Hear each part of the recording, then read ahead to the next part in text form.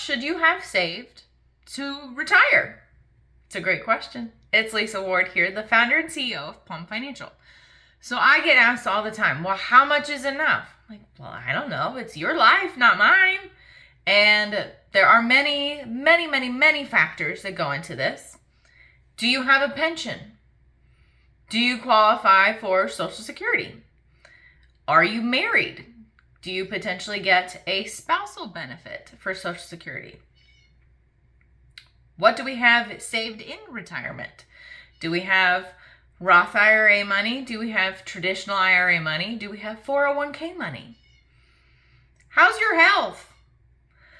Are we planning to live until 105? Or do we have some things that we need to potentially be aware of that we could inherit and have some medical issues potentially in the future?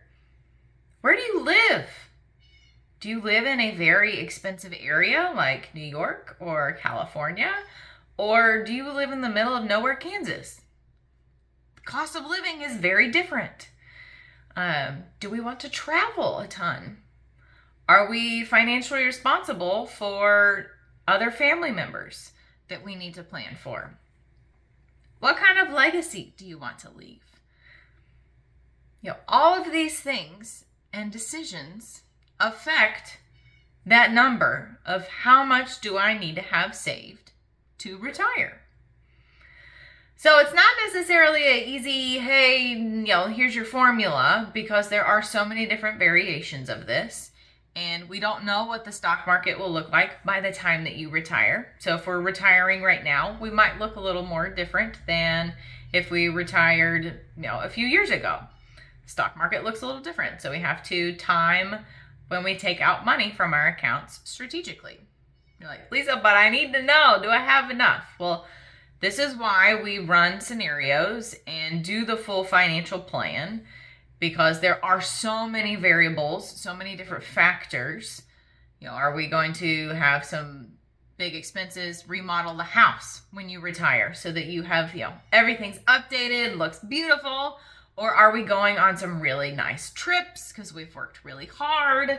Well, then we plan that into our cash flow, and then we slow down and don't spend as much. So say 3 years into retirement.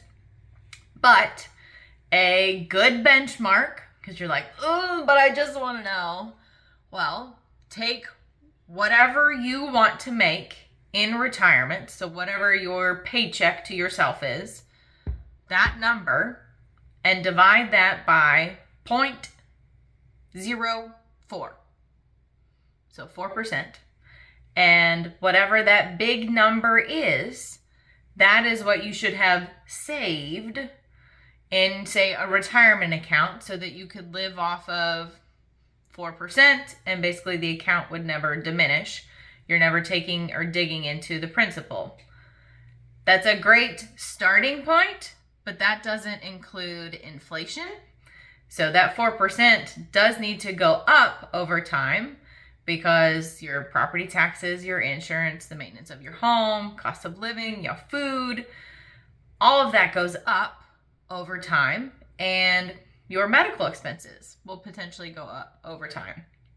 So whatever you want to make in retirement, divide that by 4%. That's what you should have saved initially.